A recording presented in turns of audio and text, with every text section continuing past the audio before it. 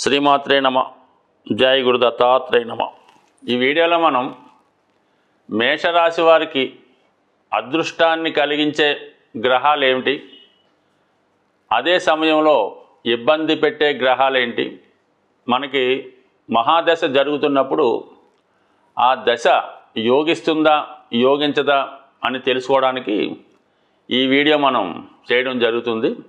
మరి మేషరాశి వారు ఏంటంటే సాధారణంగా వాళ్ళు ఒకే మాటకి కట్టుబడి ఉండడం, వారికి ఏదైనా నచ్చిందంటే ఇమీడియట్గా ఆ కార్యక్రమాన్ని చేయడం జరుగుతూ ఉంటుంది. ఏదైనా ఒక పనిని సాధించాలన్నా, ఒక కన్స్ట్రక్షన్ చేయాలన్నా వారి వల్ల మాత్రమే అవుతుంది. అందువల్ల ఏంటంటే మేషరాశికి రాశ్యాధిపతి కుజుడు. కుజుడు జాతకంలో బలంగా ఉంటేనే ఎవడైనా జీవితంలో ధనం సంపాదించగలడు, అలాగే జీవితంలో స్థిరపడడం జరుగుతూ ఉంటుంది. అటువంటి కుజుడు మేషరాశి వారికి అటు లగ్నాధిపతి రాశ్యాధిపతి అవ్వడం వల్ల మరి మేషరాశి వారి కుజుడు తన యొక్క దశ అంతర్దశల్లో శుభ ఫలితాన్ని ఇవ్వడం జరుగుతుంటుంది. అంటే మేషరాశి వారికి నెంబర్ 1గా కలిసి వచ్చే గ్రహం కుజగ్రహం. అయితే ఇదే కుజుడికి అష్టమాధిపత్యం కూడా ఉండడం వల్ల నిర్మోహమాటంగా జాతకుడు మంచి మార్గంలో వెళ్ళినప్పుడు మంచిగా తన యొక్క ఫలితం ఇవ్వడం జరుగుతూ ఉంటుంది. అక్రమ మార్గాల ద్వారా, చెడు పద్ధతుల ద్వారా ఇల్లీగల్గా వెళ్ళినప్పుడు ఖచ్చితంగా పనిష్మెంట్ కూడా ఇవ్వడం జరుగుతుంది. అంటే పనిష్మెంట్ ఇచ్చినప్పటికీ కూడా జాతకుడికి జ్ఞానోదయం అయ్యే విధంగా ఆ గ్రహం జాతకుడి మీద ప్రభావాన్ని చూపిస్తూ ఉంటుంది. అంటే మేషరాశి వారికే కాదు, ఏ రాశి వారికైనా కుజుడు ఒక స్ట్రిక్ట్ అయినటువంటి పోలీస్ ఇన్స్పెక్టర్ లాంటి వాడు. మీరు మంచి చేస్తే మంచి ఇస్తాడు, చెడు చేస్తే చెడిస్తాడు. ఇది గమనించుకొని మేషరాశి వారు ఆ కుజుడు యొక్క దశ అంతర్దశల్లో మరి మంచి మార్గంలో వెళ్ళినప్పుడు ఖచ్చితంగా రాణించే అవకాశం ఉంటుంది. దాని తర్వాత రవిగ్రహం అంటే 5వ స్థానాధిపతిగా, కోణాధిపతిగా, మరి పూర్వపుణ్య స్థానాధిపతిగా అత్యంత శుభగ్రహం రవిగ్రహం. రవి బలం ఉంటేనే జాతకుడు స్వతంత్రంగా ఆత్మబలాన్ని కలిగి ఉంటాడు, సుపీరియారిటీ కాంప్లెక్స్ కలిగి ఉండి ఎంత గొప్పవారితో అయినా డీల్ చేసి ఆ కార్యక్రమాన్ని నెరవేర్చగలుగుతూ ఉంటాడు. అంటే మేషరాశి వారు అటు స్వతంత్ర వృత్తిలో రాణించాలన్నా, రాజకీయ రంగంలో రాణించాలన్నా రవి యొక్క బలం తప్పనిసరి. అంటే రవి మేషరాశి వారికి యోగించే గ్రహం కాబట్టి మరి రవి యొక్క దశ అంతర్దశల్లో జాతకుడికి అధికార పదవి రావడం కానీ, తండ్రి గారి ద్వారా వారసత్వంగా అయినా పదవి రావడం కానీ, నేమ్ అండ్ ఫేమ్ రావడం కానీ, వారసత్వ ఆస్తి రావడం కానీ, వారి యొక్క లక్షణాలు, వారి యొక్క క్వాలిటీసు మరి ఈ రవి యొక్క దశలో మేషరాశి వారికి అనుభవంలోకి రావడం జరుగుతూ ఉంటుంది. ఇది ఒక విధంగా రవి కూడా రాజ ప్లానెట్ అవ్వటం కాబట్టి జాతకుడు నిజాయితీగా వెళుతున్నప్పుడు మాత్రమే జాతకుడికి ప్రగతి రావడం జరుగుతూ ఉంటుంది. ఏమాత్రం చట్టానికి వ్యతిరేకంగా అంటే ప్రభుత్వానికి చెల్లించవలసినటువంటి పన్నులు ట్యాక్సులు ఎగ్గొట్టడం, అలాగే నిజాయితీగా అంటే చట్టానికి వ్యతిరేకంగా ప్రవర్తించడం వల్ల రవి దశలో కూడా జాతకుడు శిక్షించబడడం జరుగుతూ ఉంటుంది. అంటే మన యొక్క ఈ రాశి చక్రంలో ఈ నవగ్రహ ప్లానెట్స్ అంటే రవి ఏమో రాజు లాంటి వాడు, అందుకని కంపల్సరీగా రాజు తప్పు చేస్తే శిక్షించవలసిందే. కాబట్టి తన దశలో అయినా అంతర్దశలో అయినా ఎటువంటి మొగమాటం లేకుండా చెడ్డ పని చేసిన వారికి శిక్షించడం జరుగుతుంది. మంచి పని చేస్తే మాత్రం ఖచ్చితంగా వాళ్ళు అందరం ఎక్కుతారు. అదే కుజుడు సైన్యాధ్యక్షుడు. సైన్యాధ్యక్షుడు అంటే ప్రస్తుతం ఉన్నటువంటి లా అండ్ ఆర్డర్ అన్నమాట. ఇది కూడా సేమ్ అంతే. కాబట్టి మేషరాశి వారు కంపల్సరీగా యోగించే గ్రహాలు అయినప్పుడు కూడా రవి దశలోను కుజ దశలోను నిజాయితీగా స్వచ్ఛంగా ఉన్నప్పుడు మాత్రమే రాణించగలుగుతుంటారు. ఇక వీరికి అనుకూలించే 3వ గ్రహం మరి గురుగ్రహం.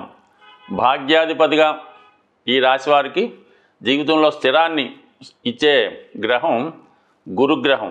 గురువు భాగ్యాధిపతి అవ్వడం వల్ల జాతకుడు ఎక్కువగా ఈ దశలో హెల్పింగ్ నేచర్ కలిగి ఉండడం, మంచి విషయాలు కొత్త విషయాలు తెలుసుకోవడం, తనలో ఉన్నటువంటి సామర్థ్యాన్ని పెంచుకోవడం, దైవ మార్గంలో నడటం, పెద్దల యొక్క ఆచారాలు మన సాంప్రదాయాల్ని ధర్మాన్ని రక్షించడం, ఈ విధంగా మరి రవి దశలో జాతకుడు ఎక్కువగా వృద్ధిలోకి రావడం జరుగుతూ ఉంటుంది. అదే ఈ భాగ్యాధిపతికి వ్యయాధిపత్యం కూడా ఉండడం వల్ల ఇదే సమయంలో జాతకుడు సొంత ప్రాంతంలో కాకుండా ఏదైనా విదేశంలో కానీ దూర ప్రాంతంలో కానీ చక్కగా రాణించగలిగే అవకాశం ఉంటుంది. కాబట్టి మొత్తం మీద ఏంటంటే ఎటువంటి ఇబ్బంది పెట్టకుండా కేవలం జాతకుడికి మంచి మార్గంలో పెట్టుతూ అదృష్టాన్ని కలిగించే గ్రహం గురుగ్రహం. సో అందువలన ఏంటంటే ఈ మేషరాశి వారు గురువు యొక్క దశలో కానీ అంతర్దశలో కానీ వాళ్ళకి గురు కారకత్వాలైనటువంటి సంతానం, ధనం, జ్ఞానం, విజ్ఞానం సంపూర్ణంగా లభించడం జరుగుతూ ఉంటుంది. మరి కామన్గా ఈ ఉంగరాలు రత్నధారణ మీద ఇంట్రెస్ట్ ఉన్నవాళ్ళు ఈ 3 రత్నాలు కూడా ధరించవచ్చు. అంటే పగడం ధరించవచ్చు, కెంపు ధరించవచ్చు, అలాగే కనక పుష్యరాగం కూడా ధరించవచ్చు. అలాగే చంద్రుడు కూడా ఈ రాశి వారికి కొంతవరకు ఉపయోగించే గ్రహం. అంటే రవి ఎవరికైతే లాభిస్తాడో చంద్రుడు కూడా వారికి లాభిస్తూ ఉంటాడు. అయితే చంద్రుడు వృద్ధి చంద్రుడు, క్షీణ చంద్రుడు అది ఉండడం వల్ల చంద్రుడు ఉన్నటువంటి స్థాయిని బట్టి ఆధారపడి ఉంటుంది. కానీ చంద్రమహాదశ వరకు మేషరాశి వారికి సొంత గృహాన్ని, సొంత వాహనాన్ని, సుఖమైన జీవితాన్ని ఇవ్వడం జరుగుతూ ఉంటుంది. సబ్జెక్టు కండిషన్ ఏంటంటే చంద్రుడు కూడా ఇంచుమించుగా బలంగానే ఉండాలి. ఏమాత్రం అష్టమంలో ఉన్న, నీచ స్థితిలో ఉన్న జాతకుడు చాలా వరకు పొరపాట్లు చేయడం వల్ల, సరైన నిర్ణయాలు తీసుకోలేకపోవడం వల్ల చాలా వరకు నష్టపోవడం కూడా జరుగుతుంటుంది. కాబట్టి బట్ ఏదైనా మేషరాశి వారికి ఏ గ్రహం అయినా సరే బలంగా ఉన్నప్పుడు ఈ 4 గ్రహాల్లో అంటే కొంత ఇబ్బంది పెట్టినా చివరికి మాత్రం జాతకుడిని మంచి మార్గంలో పెట్టి రక్షించడం జరుగుతూ ఉంటుంది. ఇంకా బాగా ఇబ్బంది పెట్టే గ్రహం శని గ్రహం. అంటే దశమ లాభాధిపతిగా మరి జాతకుడికి అటు వృత్తి ద్వారా లాభాన్ని కూడా ఇచ్చినప్పటికీ కూడా మరి శని రాశి వారికి, ఈ లగ్నం వారికి బాధకుడు అవటం వల్ల జీవితంలో ఖచ్చితంగా చాలా చాలా చాలా ఇబ్బందులు పెట్టిన తర్వాత, జీవితంలో బాగా నాశనం అయిన తర్వాత చివరి ఫలితంగా ఏదో కొంత హోప్గా జాతకుడు చేసే కార్యక్రమాలు బట్టి, తన నడవడికను బట్టి మంచి మార్గంలో పెట్టే ప్రయత్నం చేస్తాడు తప్ప మేషరాశి అంటే ఎక్కువగా లగ్నం ఫాలో అవుతుంటాం. మేషరాశి మేష లగ్నం వారు ఒకవేళ శని మహాదశ వచ్చిన టైంలో చాలా జాగ్రత్తగా కష్టపడుతూ జీవితంలో ముందుకెళ్తేనే అభివృద్ధి ఉంటుంది తప్ప ఏమాత్రం అవినీతి కార్యక్రమాలు, అక్రమైన పనులు, చెడు వ్యసనాలు, అతిగా నిద్రపోవడం, అబద్ధాలు చెప్పడం, పెద్దల్ని నిందించడం ఇటువంటి ఏ కార్యక్రమం చేపట్టినా కూడా తొందరగానే అంటే శని భగవానుడు ఏం చేస్తాడంటే ఈ జన్మలో మీరు చేసినటువంటి తప్పులను ఈ జన్మలోనే శిక్షించే విధంగా ప్రయత్నం చేస్తూ ఉంటాడు. పైవెచ్చు బాధకుడు అవటం వల్ల ఏంటంటే ప్రతి క్షణం మిమ్మల్ని అనుసరిస్తూ ఒక పక్క లాభాన్ని ఇస్తూనే ఒక పక్క ఇబ్బంది పెట్టే గ్రహం శని గ్రహం. కాబట్టి అంటే శని గ్రహం మేషరాశి వారికి యోగించడు. అలాగే బుధ శుక్రగ్రహాలు, అలాగే ముఖ్యంగా శనితో పాటుగా రాహుగ్రహాన్ని కూడా మనం తీసుకోవాల్సి ఉంటుంది. అంటే రాహు ఎంతసేపు కూడా ఉన్నదాన్ని ఎక్కువ చేస్తుంటాడు. మీరు ఏదైనా ఒక మంచి కార్యక్రమం చేస్తూ ఉంటే దాన్ని చాలా పైకి తీసుకెళ్ళడం జరుగుతూ ఉంటుంది. ఏదైనా చెడు కార్యక్రమంలో పాల్గొంటే దాన్ని కూడా ఉన్నత స్థాయికి తీసుకెళ్ళడం జరుగుతూ ఉంటుంది. బట్ ఏదైనా బాగా పైకి తీసుకెళ్ళి కింద పడివేసే గ్రహం రాహుగ్రహం. అందువలన సాధారణంగా రాహుదశ జరుగుతున్నప్పుడు మేషలగ్నం వారు అక్రమ మార్గాల వైపు వెళ్ళటం, చెడు స్నేహాలు చేయడం, అన్యాయంగా ధనాన్ని సంపాదించడం జరుగుతూ ఉంటుంది.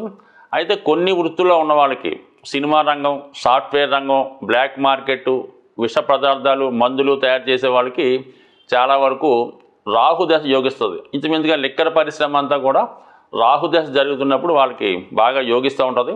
అయితే చివరిలో మాత్రం ఖచ్చితంగా అది పనిష్మెంట్ ఇచ్చి ఏదో ఒక జైలు జీవితమో, అజ్ఞాతవాసమో, దీర్ఘకాలమైనటువంటి వ్యాధిలోకి నెట్టివేయడము జరుగుతుంటుంది. కాబట్టి ఎక్కువగా ఈ మేషరాశి వారు, మేషలగ్నం వారు రాహుదశ శని మహాదశలో జాగ్రత్తగా వ్యవహరించవలసి ఉంటుంది.